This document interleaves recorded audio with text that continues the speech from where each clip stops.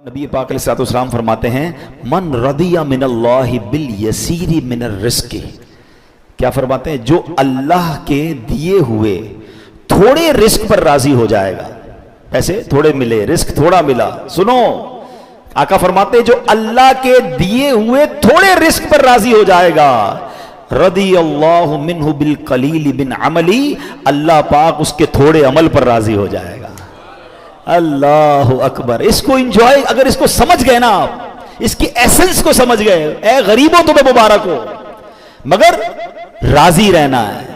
یہ نہیں کہ غربت بھی ہے اور شکوے بھی ہیں، غربت بھی ہے اور کمپلین بھی ہے، نہیں، پیسے تھوڑے آ رہے ہیں مگر بندہ دل سے راضی ہے۔ مگر انعام کیا ہے؟ خدا کی قسم یہ سودا مہنگا نہیں ہے کہ میں اللہ کے دیے ہوئے تھوڑے رزق پر راضی ہو جاؤں اور میرا کریم میرے تھوڑے عمل پر راضی ہو جائے، کیونکہ وہ راضی ہو گیا نا، پھر جنت ہے۔ گھر نہیں ملا دنیا میں بڑا، مگر جنت نہ ختم ہونے والی ہے، اس کی کوئی ایکسپائری ڈیٹ نہیں ہے۔ ادھر پیسے نہیں ملے، جنتیوں کے لیے ہیرے جواہرات ہیں۔ ادھر جناب لگزریز نہیں ملی، میں اللہ کی رضا پر راضی ہوں۔ جنت کی نعمتیں وہ ہیں جو کبھی ختم ہونے والی نہیں ہیں، تمہیں مبارک ہو۔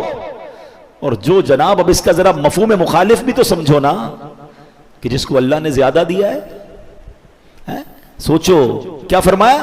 جو اللہ کے تھوڑے رزق پر راضی ہو جائے، اللہ اس کے تھوڑے عمل پر راضی ہو جاتا ہے۔ تو جس کو اللہ نے زیادہ دیا اور قیامت کے دن عمل زیادہ مانگا تو پھر ہمارا کیا بنے گا؟ ہے ہمارے پاس جواب؟ عمل ہے ہمارا زیادہ؟ بلکہ ادھر تو معاملہ اور الٹا ہے، غریب آدمی زیادہ نیکیاں کر رہا ہے نارملی، اور امیر آدمی جس کو اللہ نے بہت نوازا وہ اور نیکیوں سے دور ہو گیا۔ ہونا کیا چاہیے تھا کہ جتنا اللہ عطا فرماتا اتنا میں اور عبادت کرتا، اور شکر کرتا، اور سجدے کرتا۔ ادھر تو معاملہ ہی الٹا ہے، وہ عطائیں بڑھا رہا ہے، ہم خطائیں بڑھا رہے ہیں۔ جواب نہیں دینا، کاش یہ بات سمجھ آ جائے۔